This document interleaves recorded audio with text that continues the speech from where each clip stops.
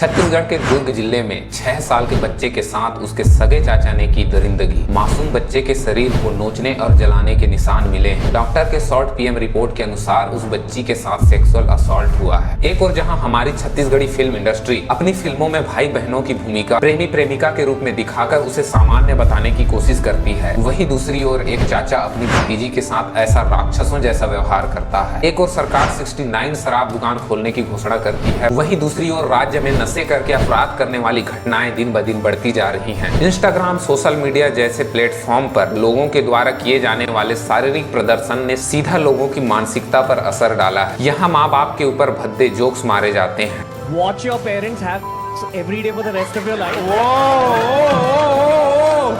क्या हो गया रणवीर भाई को? और अपने पकड़ लीजिए तुरंत। और would you join in once and stop it forever? Real life को तो छोड़ ही दीजिए, हमने तो फिल्मों में भी इस रिश्ते की कभी इज्जत नहीं की। हमने कलाकारी के नाम पे रिश्तों की गरिमा धूमिल की है। अगर आज भी हम रिश्तों की मर्यादा ना रखते हुए इसे सिर्फ कलाकारी कह के अगर टालते रहेंगे तो हमारी फिल्मों का समाज पर क्या असर पड़ेगी ये आप बहुत अच्छे से जानते हैं। ऐसे में नौजवानों की मानसिकता कैसी होगी। आज की वीडियो में ना हम किसी करण के बारे में बात करेंगे और ना ही किरण की, और ना ही किसी फिल्म के बारे में कोई चर्चा होगी। आज की वीडियो में दुर्ग जिले में घटित एक मासूम के साथ घटना के बारे में चर्चा होगी और साथ में हम समाज के प्रति हमारी भागीदारी और हमारी जिम्मेदारी को भी सुनिश्चित करेंगे।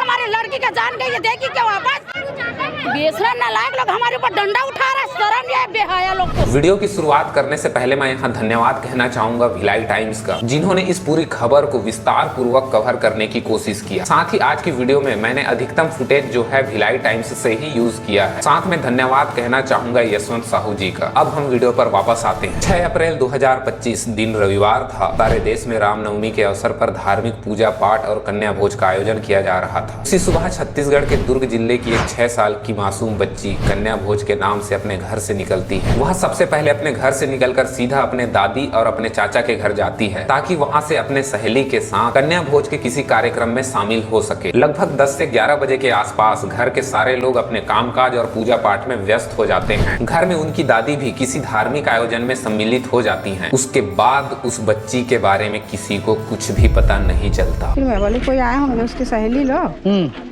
तो जल्दी जल्दी में अपना चले गई ऐसे करके। उतना मैं ध्यान नहीं दी, मैं अपने पूजा पाठ में लग गई। सबको लगने लगता है कि वो बच्ची शायद अपनी सहेली के साथ कन्या भोज पर गई होगी। जब काफी देर हो जाती है तो उसकी माँ उस बच्ची को खोजते हुए घर तक आती है। तब तक उसकी दादी भी घर आ चुकी होती है। उसकी दादी से पूछने पर यह पता चलता है कि उनकी बच्ची तो कन्या भोज के नाम से घर से निकली थी, अभी तक वापस क्यों नहीं आई। ये आई 12:30-1 बजे करीब। बच्ची की मम्मी आई, उसकी मम्मी आई 12:30-1 बजे के हाँ घर में। बोली कहाँ है बुआ करके। मैं बोली उसको कहाँ है, मतलब घर में नहीं है?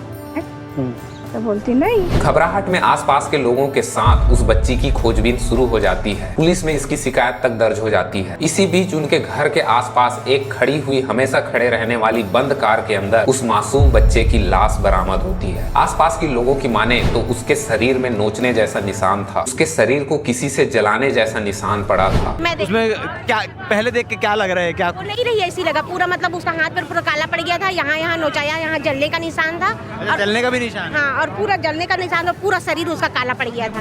और सबसे बड़ी बात, उस 6 साल के मासूम के साथ सेक्सुअल असॉल्ट जैसी निशान दिख रहे थे। है शॉर्ट पीएम रिपोर्ट में उसमें आया है कि एक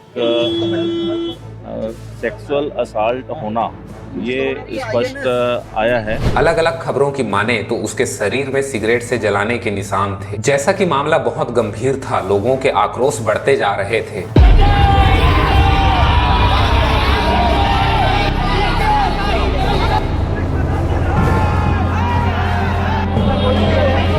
पुलिस ने जांच के लिए 3 व्यक्तियों को संदेह के आधार पर हिरासत में लिया था ताकि उनसे पूछताछ की जा सके। इन तीनों संदेहियों में से एक संदेही था बादल।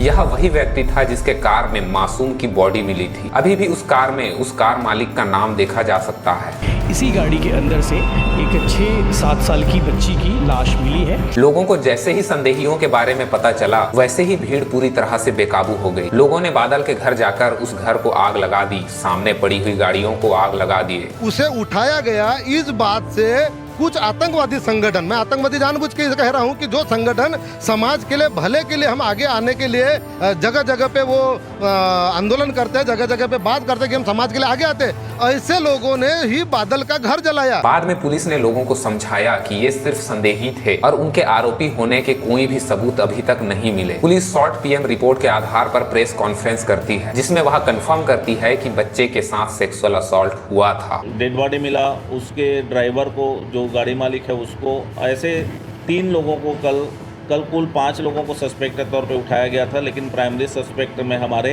3 लोग आए। और यह किसी ने नहीं बल्कि उनके सगे चाचा सोमेश यादव, जिसकी उम्र 24 से 26 साल की बताई जाती है, उन्होंने ही इस बच्ची के साथ ऐसी हैवानियत किया था। उसके आधार पर ये निष्कर्ष पर पहुंचा गया कि ये आरोपी सोमेश यादव है, जो उस बालिका जो बच्ची है उसकी सगा चाचा है। यहाँ मैं 2 चीजों के बारे में बात करना चाहूंगा दोस्तों। पहला है टेक्निकल हिंट और दूसरा है फिजिकल एविडेंस। टेक्निकल हिंट और फिजिकल एविडेंस के आधार पर आज जब शॉर्ट पीएम रिपोर्ट का खुलासा हुआ, जब हमें मिला उसमें सेक्सुअल असॉल्ट होना पाया गया। टेक्निकल हिंट ऐसे सबूत को कहा जाता है जो कि डिजिटल या फिर इलेक्ट्रॉनिक माध्यम में सबूत के तौर पर प्राप्त होते हैं, जैसे कि mobile location, CCTV footage, call detail. और वहीं फिजिकल एविडेंस का मतलब होता है ऐसा ठोस, दिखने या छूने लायक सबूत जो अपराध स्थल या फिर पीड़ित या फिर आरोपी से जुड़ा हुआ हो और जिसे जांच के बाद अदालत में पेश किया जा सके, जैसे कपड़े, खून के धब्बे या फिर चाकू जैसे हथियार। पुलिस इन दोनों चीजों के आधार पर सोमेश यादव को गिरफ्तार करती है और साथ में प्रेस कॉन्फ्रेंस के माध्यम से कई सारी चीजों का खुलासा करती है। आगे आने वाले समय में डीएनए का भी हम इसमें टेस्ट करा रहे हैं।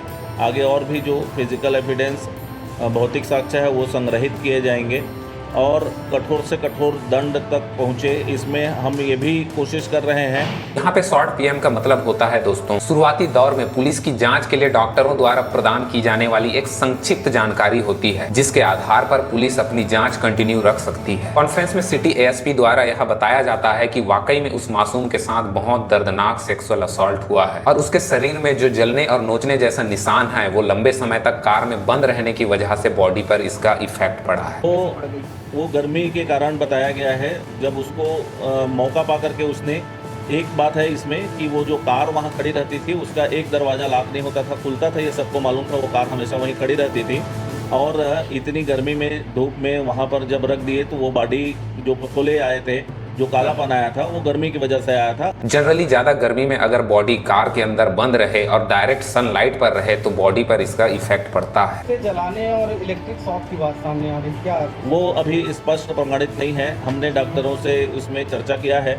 उन्होंने कहा है कि जब आपको हम पूर्ण पीएम रिपोर्ट देंगे उसमें सारा कुछ आ जाएगा, तब उस तथ्य पे हम बात कर पाएंगे। साथ में पुलिस यह दिलासा देती है कि आरोपियों को कड़ी से कड़ी सजा मिलेगी और फिलहाल जांच अभी भी जारी है। यह घटना सिर्फ छत्तीसगढ़ की नहीं है दोस्तों, ना जाने कितनी ही घटनाएं हमारे मासूम बच्चों के साथ ऐसा होता है। कुछ घटनाएं तो हम अपने सीमित तक ही रख लेते हैं और कुछ घटनाएं ही बाहर आ पाती हैं। ये हमारे लिए बहुत दुखद बात है। आज उनकी बच्चों के साथ हुआ है, कल हमारी बच्चों के साथ भी होंगी। ऐसे में ये घटनाएं क्यों होती हैं? पुराने जमाने की अपेक्षा अभी ये घटनाएं क्यों बढ़ रही हैं? रिश्तों की मर्यादा को लोग धीरे धीरे क्यों भूलते जा रहे हैं? माताओं बहनों के ऊपर ऐसे अत्याचार क्यों हो रहे हैं? क्यों आज की महिलाओं को एक वस्तु के रूप में ट्रीट किया जाता है? आज के दिन में सोशल मीडिया लोगों को जागरूक करने का एक बेहतरीन साधन है, लेकिन हम इसका इस्तेमाल क्या कर रहे हैं? फुहड़ फिल्में बना रहे हैं, गाने बना रहे हैं, सोशल मीडिया पर अफवाहें फैल रही हैं, शारीरिक प्रदर्शन किया जा रहा है। आखिर हम क्यों इसका इस्तेमाल जागरूकता लाने के लिए नहीं कर पा रहे? आखिर इसका जिम्मेदार कौन है? सोशल मीडिया जैसे इंस्टाग्राम, यूट्यूब, फेसबुक या फिर किसी शॉर्ट्स की बात करें, यहाँ पर लोग व्यू और इंगेजमेंट के चक्कर में लड़के और लड़कियां अश्लील डांस करते नजर आती हैं और यहाँ तक कि अश्लील पहनावा और अश्लील शरीर का प्रदर्शन तक होती है, जो कि समाज के अन्य लोगों के ऊपर नेगेटिव माइंडसेट पैदा करती है। मैं यहाँ पर ये नहीं कह रहा कि किसी को क्या करना चाहिए, उसे क्या पहनना चाहिए, लेकिन उन्हें मैं बस एक बात कहना चाहूंगा कि उन्हें ये नहीं भूलना चाहिए कि मर्यादाओं की सीमा किस हद तक है और साथ में उनकी इस हरकत से लोगों पर क्या असर पड़ेगा। फिल्म एवं म्यूजिक इंडस्ट्री एक बहुत बड़ा माध्यम है लोगों को जागरूक करने का। ये नई दिशा और और नई दशा भी प्रदान कर सकती है। यह इंडस्ट्री चाहे तो गहरा से गहरा संदेश भी लोगों के कोने कोने तक पहुंचा सकता है, लेकिन दुख की बात है कि हमने खुद इन रिश्तों को कलाकारी के नाम से सामान्य बताने की कोशिश की है। ऐसे में हम लोगों को क्या संदेश देंगे? अगर हम लोगों को पॉजिटिव कंटेंट दिखाएं, रिश्तों की मर्यादाओं को ध्यान में रखकर कंटेंट बनाएं, तो लोग रिश्तों की मर्यादाओं को लांघने की कभी कोशिश नहीं करेंगे। तीसरी जो सबसे बड़ी बात होती है दोस्तों, वो होती है शराब और नशा। लेकिन वह नशा चंद मिनटों की ही खुशियां दे सकती है, लेकिन यही नशा आपको जिंदगी भर के लिए आपको राक्षस बना सकती है। नशे में लोग रिश्ते नाते भूल जाते हैं। यह सबसे बड़ी बुराई हमारे छत्तीसगढ़ में रही है। हमें जागना पड़ेगा और हमें जागरूक भी होनी पड़ेगी। हमें समझना होगा कि क्या सही है और क्या गलत। यहाँ मीडिया का बहुत बड़ा रोल होता है किसी भी व्यक्ति या फिर समाज को इन्फ्लुएंस करने का। किसे अपराधी कहा जाता है और किसे संदेही, इस बात की बहुत कम जानकारी लोगों को है। अपराधी उसे कहा जाता है जिसके विरुद्ध कोई सबूत प्राप्त हो, और संदेही उसे माना जाता है जिसके ऊपर कोई शक, शंका या फिर संदेह हो। यहाँ भीड़ ने गुस्से में संदेही बादल का घर और सारी गाड़ियां जला दी। बाद में पुलिस ने जब जांच की तो पता चला कि वो बेचारा तो निर्दोष था। यहाँ मैं लोगों से अपील करना चाहूंगा कि प्लीज आप अपराध के प्रति आवाज जरूर उठाएं, लेकिन साथ में आप अपना आपा भी ना खोएं। किसी बेकसूर का नुकसान हो सकता है या फिर उसका पूरा परिवार भी खतरे में आ सकती है। आपका गुस्सा बिल्कुल जायज है। ऐसे में सरकार से या फिर प्रशासन से सख्त कानून की मांग करें और साथ में दोषियों को सजा दिलवाने में भी मदद करें। आज की इस वीडियो में मैं स्पेशली थैंक्स कहना चाहूंगा भिलाई टाइम्स का, जिन्होंने इन खबरों को ट्रांसपेरेंट रखा और जिनके माध्यम से आप सभी को यह जानकारी प्रदान कर पा रहा हूं। हो सकता है मेरे आज की इस वीडियो में कोई कमी रही हो, या फिर ये भी हो सकता है कि कोई गलती या फिर कोई बात छूट गई होंगी, उसके लिए मैं क्षमा चाहता हूँ। आज की वीडियो में बस इतना ही दोस्तों। जाते जाते मैं बस इतना कहूंगा, जो हम पकाएंगे वही हम लोगों को परोसेंगे। इसलिए क्रिटिसिज्म को मार्गदर्शन के रूप में लें, ना कि व्यक्ति विशेष के रूप में।